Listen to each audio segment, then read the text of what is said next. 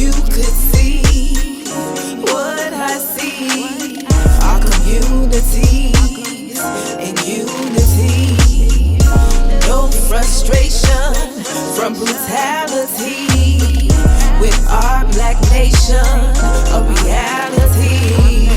This is my perspective, it's my perspective, my perspective, my perspective, my perspective, my perspective, my perspective, it's my perspective, my perspective, my perspective, my perspective, my perspective, my perspective, it's my perspective, my perspective, is my perspective. Welcome everybody to another episode of the New African Perspective, the show that is dedicated to the liberation of new African people. I'm your host, Brother Prophecy, and as always, I have the President and Vice President of the mighty Republic of New Africa, the none other than Sama'at. Mama Ayo, free the land. No doubt, and we represent something called the New African Independence Movement, and that is where we struggle for land, independence, self-determination, reparation, all of those great things. And when you put them together, calculate them, do all the numbers, you equal freedom. That's right. No doubt. Freedom. But a lot of times you might hear us on New African publications or broadcasts or media outlets. You might hear us referring to something like the date might be August 23rd, 56 ADM. What do we mean by that, ADM? ADM means after the death of Malcolm. And ironically so, on this particular show, we are celebrating the New African New Year, which is marked February 21st, which is the actual date that Malcolm X was murdered, was assassinated. And so we honor him because we stand on his shoulders. We stand on his shoulders in terms of his doctrine, in terms of his philosophy, in terms of liberation philosophy. So we honor Malcolm X every year, February 21st. That is the beginning of our new year. And so ADM is after the death of Malcolm. And February 21st, today marks 57 ADM. Absolutely. And I've seen lots of documents over the past few years addressing that ADM. And of course, the original that I've been looking at has a small a small d, and a capital M. Okay. So that I'm clear, what you're saying is we realign our calendar, our year calendar, to fit our heroes, our founders. Okay, that'll work. That'll work. I'm with that. Sister Ma, Yes. what we got on tap for the show today? Okay, so today, yes, we are celebrating the New African New Year, and we are going to be talking a lot about who we are, what we are, why we are, and why we celebrate. Every day we really celebrate. Y'all know we be hyped on all of these episodes. Absolutely. It was difficult for us to come up with different things because we on it every day. Like, let's get it right. But today we'll be discussing celebrating Malcolm and discussing his philosophy and why we stand on it. Going a little bit more in depth with that. Absolutely. Yet we do have some news. Yeah, definitely. Got to start Always with is. Got to start Some with things in the almost. news. You know what I'm saying? We started so hype and stuff. We got to bring it down just a little bit because we live in a system of white supremacy and they clowning y'all. I guess the first story I want to talk about is another black man shot, murdered by the police. This time it was Amir Locke. This was in Minnesota. Just like a lot of stuff going down in Minnesota. People in Minnesota, what y'all doing? Y'all, what's going on? Yeah. But individuals, police, the SWAT team exactly, was serving a no-knock warrant. Came to this apartment. They kicked the couch in which this 22-year-old black man was sleeping under the cover. Now, he was holding a gun at the time. He was holding a gun. And they kicked the couch, and then they shot him. Now, at the time, when they started shooting him, the gun was pointed to the ground. Now this brings up the case of, hold on, you gotta, if somebody just busts into my house with guns, all erratic and panic and all this type of thing, I'm probably gonna shoot at you. Now this brother didn't shoot or anything. He already had the gun in his hand. and they shot him. What y'all think? And I mean, really, that was a lot of us sleep with guns near our beds. Absolutely. So he probably heard the kick in and grabbed it. You understand what I'm saying? Because we usually strategically place it close. You know, for those of us that have guns and strategically place it in our homes, and we want to make sure we want to protect our home, we put it in a strategic place that's easy for us to reach just in case something happens. Exactly. And so something happened. They found a gun in his hand because, I hear, boom, door kicked in. Let me grab it. And then they shot him. Is this a robbery Come on or now. what? Because I'm going to grab, It didn't seem like they just came in shooting. That's what it sounded like to me, huh? He came in and they kicked it. And the thing is this warrant, it wasn't even for the brother. It didn't have anything to do with the brother. You know what I'm saying? He just was there, sleeping on the couch. So look, like maybe he was sleeping over or something. I don't know. But Another case, Brother Prophecy, of shoot first, ask questions later. reminds me a lot of, the whole Breonna Taylor thing. Absolutely. They came busting her apartment, and brother was trying to defend, trying to figure out what was going on. And I just wonder how many cases like this that we don't hear about, and it happens every city, every day, every hour, and how long, brothers and sisters? Unjustifiable entrance, unjustifiable reasons for aggressing upon people who've been demonized, the people who we're criminalized even before we're talked to and spoken to by people who are supposed to, if the law is correct, defend, protect, and serve us. Those are the questions that we have to be asking ourselves, and because it's not about emotion, it's about facts and reality. Are we just target practice for anybody and everybody, including ourselves? good, sentiment. We gotta, have our positive energy and prayers out to the family of Lot. The 22-year-old black man lost his life again, really before it really got started. My condolences. But in other stories, there's Miami police are refusing to release the name of this police officer that shot a 15-year-old black teenager, in the back of the neck as he was running away. Now, Was it fatal? no, he's paralyzed from the neck burnt down. So yeah, he paralyzed him. Wasn't fatal, but hey, he's not walking. And but basically, police spotted a car that was reported as stolen. Car chase began. The individuals inside the car got out of the car and started running on foot.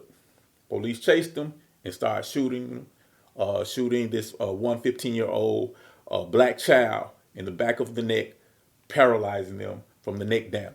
Now, initially, the young man was charged with resisting arrest without violence.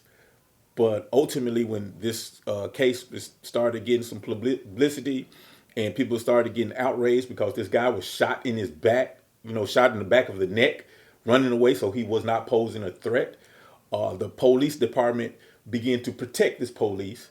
And in order to hide his identity, they used this law called the Marsy's Law. Now, this Marcy Law is designed to protect victims of a crime. Now, of course, the police was not a victim of a crime, so what they did was they charged this young 15-year-old with aggravated assault. Even though that wasn't part of the case, that's something he didn't do, but they did that in order to justify hiding this police's identity. So not only did this brother get shot in the back of the neck, paralyzed from the neck down, he's facing charges and things that he didn't even do in order to protect this police officer. Would y'all have anything to say?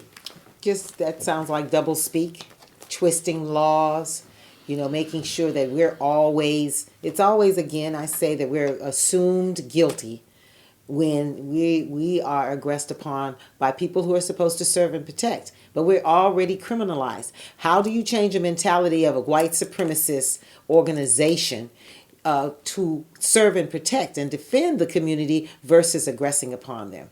We're totally under, it's almost as if we're under some kind of criminalization 24/7.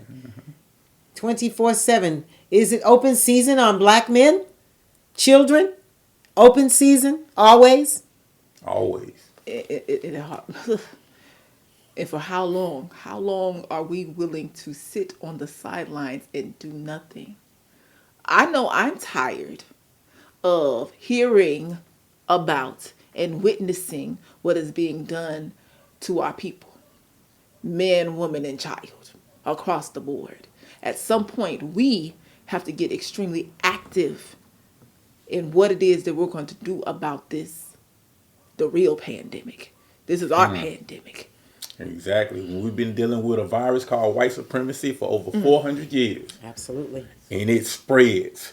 It is very transmissible. And there is no vaccine for it. Exactly. Well, it actually is. There's one called the Republic of New Africa. Ashe. Doing for Ashe. yourself. And the New African Independence Movement and the Exactly. New African Liberation Front. Our Exactly. righteous movement. Exactly. We all need to get vaccinated. But anyway, one more story we have to get to. Black FedEx driver was delivering a package. Was actually chased and shot at by a white father-son combination, a lot like the Ahmaud Arbery case. Fortunately, it didn't end tragically. The brother was actually able to escape and get away. But basically, this brother by the name of DeMontario Gibson. DeMontario Gibson. He was leaving after dropping off a package. He noticed that there was a pickup truck blocking him from leaving. So he swerved around it, and he saw a white man with the gun. He ducked, and the white man started shooting at him. So he took off, and these two white men, father and son, began to take off after them, shooting at him. Now, he was able to escape by getting on the interstate or the highway or whatever, and I think this was in Brookhaven, Mississippi. Now, he when he went to the police department and told them, they didn't even take him serious. It wasn't until the next day that he came to the police department with his manager and showed them the bullet holes in the van before they even took them serious. And the bullet hole in the letters. And it took another 8 days before they arrested this father and son white supremacy duo. There was Gregory Charles Chase and Brandon Chase. And they were charged with aggravated assault. Now, the lawyer to Brother Gibson said that this is an outrage. The fact that they're just simply charged with assault, this should be a hate crime.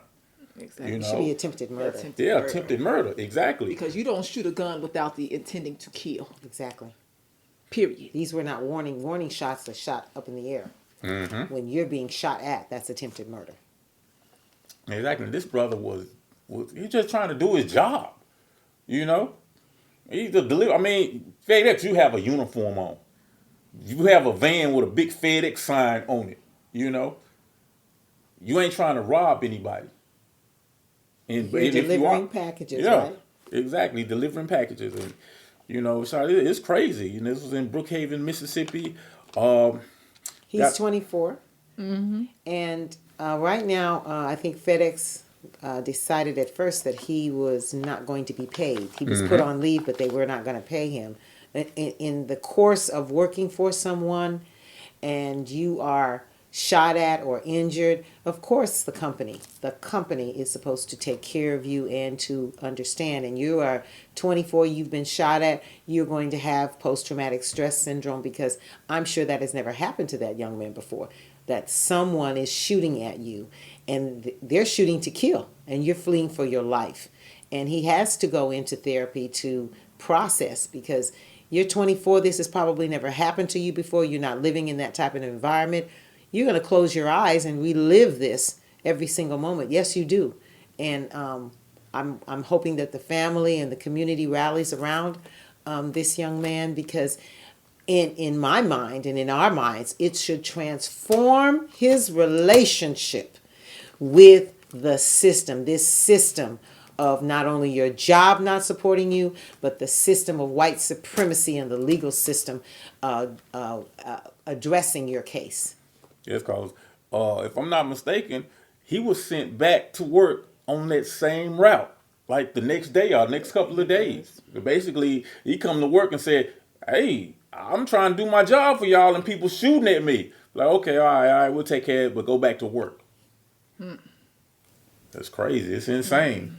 You know, but Another example of what we call the system, which of course is capitalism, imperialism, neocolonialism. The system of white supremacy, capitalism, does not have regard for workers. We're workers. We're workers. You FedEx is a multi-billion-dollar entity. And for us, anyone under their auspices to be treated in a cavalier manner, a dismissive manner, is grounds for suing, is grounds for what is this about? You know, you give me health care, you give me all these kind of things, insurance, blah, blah, blah. But when a real life case like this comes upon us, you dismiss me?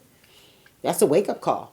And I really don't know how many wake-up calls we need, you know, because we face them every day. Every interaction, we have wake-up calls. I want us to be and feel and embody empowerment, okay? I really, really want us to, because this is our time. A lot of us are becoming more aware, specifically as we keep having these scenarios play out. And we see that there is no change, no matter how much we march, no matter how much we beg and plead, no matter how much legislation we try to get to shift and change, no matter. It is up to us, the people. yep, we got to take that vaccine called the New African Independence Movement so we can protect ourselves from this system. But we'll be right back after this. Free the land. I will. Imagine your life with no drama. You live with no trauma. Your chest got more cum. Live in our own. Nation building. Some people think nation building is unattainable, too difficult, or just impossible. But when you think about it, we're already nation building. The question is, what nation are we building? Do we want to build a nation that murders us, oppresses us, minimizes us? Or do we want something different? So come and join us March 25th through 27th, 2022 in Birmingham, Alabama. For our 54th annual New African Nation Day celebration. Where as conscious citizens we come together to celebrate, to educate, but most of all, organize. So let's work together to build our own nation. Free the land. Register at eventbrite.com or just go to the website, that's pg-rna.com, and click on the flyer. Can't wait to see you there. Free the land. Study the writings, speeches, documents of our freedom fighters in order to free our neo-colonialized minds. This is the Cadre Corner. The autobiography of Malcolm X, of course, written by Alex Haley, is a magnificent testimony of a black man's life in America, losing his parents, having his mother, of course, having to be put in an institution, then the family being broken up, and how this particular man, Malcolm Little, from Omaha, Nebraska, how he navigated through his life, how he had to take care of his family, how he had to be sent to his relatives, moving from Omaha to Michigan and moving on towards the East Coast. But the thing that is most impressive about the book is that making sure he was able to own his mistakes, own the things that he did that were both positive and negative in his life, landing up in prison, of course, Detroit Red, here you are, Detroit Red, having that life, as we say, that street life, and how it affected him and how he had to navigate through and moving through until he was incarcerated, and somehow knowing that when he became incarcerated, he had certain, I would call them teachers around him that sparked his interests, that held him accountable for actually making sure that he went through his rites of passage and became a man, and became a very forceful man, a very in tune man to the conditions of the times, the conditions of African people here in America, and he utilized his time wisely while he was incarcerated. We would call him a political prisoner, and being able to come out through the Nation of Islam as one of the most dangerous men in America, coupled with the Nation of Islam being the most dangerous nation in America at one time, and how his rise became a problem within the nation, because when you have your cadre, they have a certain autonomous spirit, and they do comment on certain issues.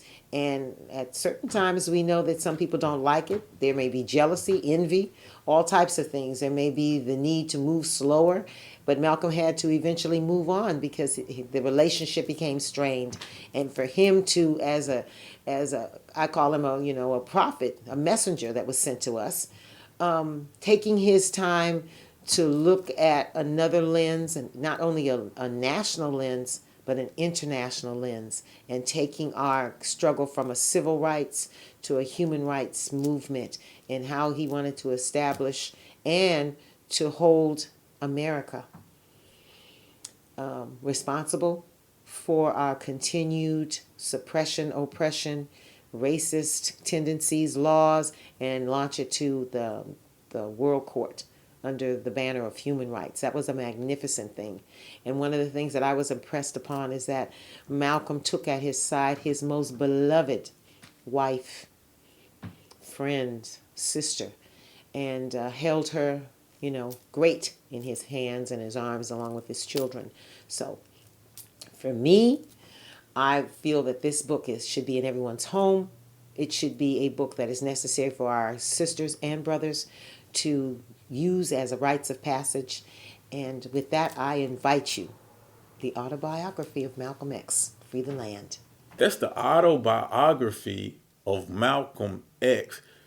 Great book. Almost a rites of passage, as you said.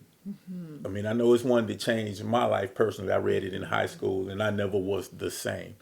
We can get this book just about anywhere, right? Oh, absolutely. Absolutely. Okay, definitely. Sometimes you see them in secondhand stores because they've been read and discarded. Definitely, you can order on Amazon, just all kinds of places. I think this book is a must-have in the home, because if you have any daughters, you have any sons, definitely read, have a discussion about this particular book, because it is an autobiography. He's telling you from his perspective, his mindset, how he reacted to all the different events. My question always is, who lives in Omaha, Nebraska now? Is that right? And to know that there are people there. I mean, I'm sure there's a thriving community. Somebody's told us that his house, that he and his sisters and brothers, it's abandoned, and it's basically almost derelict. Wow. It is not marked as a national marker.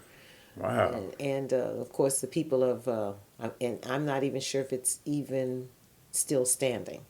So those kind of historical pieces, are we waiting for the National Parks Association to mark it as a national monument, or do the people mark it as such? I think that's something we have to take upon ourselves to do, But we always have to take it upon ourselves to do. Particularly, Always. yes. yeah. But speaking of Malcolm X, this brother was very instrumental in what we do today. He's one of, we call him the father, because his philosophies, his ideas, concepts, principles really laid the framework for what we're doing in this new African independence movement. So, my question is, how exactly, historically, where does Brother Malcolm stand as far as the establishment of the new African independence movement?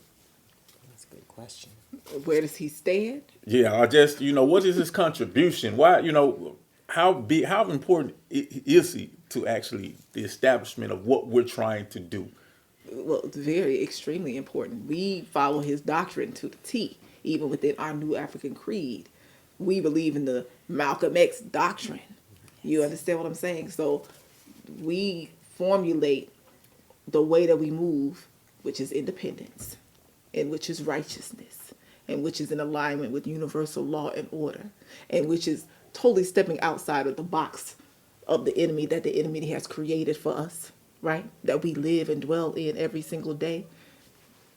Whatever we do, think the total opposite of it. Getting back to our African minds, who we are as a people, utilizing our brilliance to solve our issues and to solve our problems, because we are the original mathematicians, the scientists, that's who we are. And we still are those people. And we make calculations all the time. We have the capability of calculating our way up out of this mess. We do. Absolutely. Absolutely. So, yes, we stand on his principles that he laid down through and through and through, which are in general universal law and order principles, principles that are in alignment with human rights, you know, because his parents was Garveyites. Absolutely. So it wasn't that he was not familiar, yet we all have to go through our schools so that we can learn the necessary lessons to become who we really are on the planet, right? And he did that, and he was a perfect example of a king, right? A king and a warrior. Standing up and doing that, doing what is necessary for his people, for himself, his family, his people, his community, his nation. Knowing that he knew that he was going to make the ultimate sacrifice. But that's a very excellent question that you spoke about, because we know that, okay, Malcolm was assassinated in 65. The Republic of New Africa the declaration was declared in 1968. So that time frame, we do know that Imari Obadele, his brother Gaidi Obadele, and others were Malcolmites. They believed, they studied, they were in perfect agreement with the Organization of Afro-American Unity. And even though Malcolm was cut short in his dreams and his perspectives, they took up that banner, along with others, took up that banner and moved this particular nation forward, reaching out with other liberation movements and civil rights organizations, all to let them know that this is a time that we have to stop. Remember, all kinds of leaders were being assassinated. And when you look at our preamble in our Declaration of Independence, they cite all of these wonderful people whose shoulders that we stand on. Mm-hmm. And as President Sa said, we believe in the Malcolm X doctrine, but we must organize upon this land and hold a plebiscite to tell the world by vote that we are free and our land independent. And that after the vote, we must stand ready to defend ourselves, establishing the nation beyond contradiction. So Malcolm is in our everyday living creed that we embody into ourselves. And we always have that as a goal, because this nation has declared itself independent. We're working on a plebiscite where our New African citizens will vote. And when we take that vote and the numbers that vote for independence, self-determination, reparations, we have launched ourselves into the international arena, because we are nationalist Pan-Africanists. Exactly. When you look at Malcolm, what he was doing during the time of his death, the direction in which he was going, what he was establishing, and what he was organizing. Ultimately, after he was assassinated, what he was doing laid not only the groundwork for the Republic of New Africa, but for the Black Panther Party. Exactly. Because a lot of the original members, if had not been for Malcolm's assassination, they would be following Malcolm. Exactly. So like a lot of the major players in the liberation movement of the 60s are sit at the feet of Brother Malcolm, were influenced by Brother Malcolm. And like you said, he articulated on an international stage where our struggle was going. Ultimately, the foundation of the Republic of New Africa. He said that this government owes us. He said that this government pays so many $1 billion to all these other nations who never did anything to the net sum worth of the economy, but yet you won't give Black people who've done even more than you, talking about white folks, contributed more than you to this country. You won't give us a piece of land. And I remember a direct quote. He was being interviewed. He was like, they asked him, he's like, well, where y'all planning to get this land? And he said, look, y'all didn't ask the native people what they was doing, so we ain't worried about y'all. You know, I misquoted him, but you know, Malcolm really, you know, he articulated on an international stage that, you know, we don't need to be struggling for civil rights. Exactly. Struggling for civil rights, you're under the umbrella and the domination of the government. You basically, that's something that they're giving you. If they can give it to you, they can take it away. We need to struggle for human rights because these are the rights we were born with. These are rights which we can go take to the world court and put the United States government on trial. Yes. You know, so Brother Malcolm was extremely important. Extremely important. And that's inculcated into our preamble as well as our Declaration of Independence and into our Constitution. Yes, and to add to what Vice President Mama Aya was saying and Brother Prophecy is saying, look, at the end of the day, we have to enforce our human rights. We are the ones that have to enforce it. Do you really think us taking these things to world court and to, okay, that's a step, yet on the land, we are the people on the land. It's our responsibility to enforce the law. It's in our responsibility to enforce human rights, enforce natural law. It's not going to happen out of osmosis, so we have to get ourselves together. Exactly. We have a lot of mental healing to go through because our main thing is psychological at this point. Because we've been on this struggle a long time. Stressed and duressed. A very extremely long time, and we have to keep our eyes on the prize, our end goal. As Brother Prophecy said at the beginning of this show, our end goal is land, independence, self-determination, reparation. That is our end goal. So everything that happens in between in terms of our personalities and all the little ebbs and flows, we always have to keep our mind focused on our end goal. Because we got a lot of stuff to work through. We got a lot of pains, hurts, different dynamics that is real in our struggle. When the elders say struggle, it's a psychological, emotional struggle. Because we've been hurt. We've been, we start to show off of what's still going on. The hurts and pains that are still happening that are televised. Right? We don't talk about all those little small dynamics of hurts and pains that this particular system has affected us exactly on those levels, heavily, strongly, embedded. So it's our responsibility. We gotta call ourselves out when we out of line. Call ourselves out and correct our behavior when it is not in alignment with what it is that we're truly building. Definitely. So I think we did it again. Another great episode, honoring a great freedom fighter. You know, I put him up there. And it's a new year, y'all. Yeah. Happy New Year. 57 ADM. No doubt. Definitely. Remembrance. So we're going to end the show kind of different. We're going to end with Brother Malcolm. So these are some of, the great words, the wise words of Brother Malcolm. This is Brother Prophecy from Madam President Salma Ott and Madam Vice President Mama Ayo Deli. This is New African Perspective. Free the land. I will. By any and all means necessary. Leaders, scholars, freedom fighters, all those soldiers who've been struggling for the liberation of black people. This is the Black Power 5.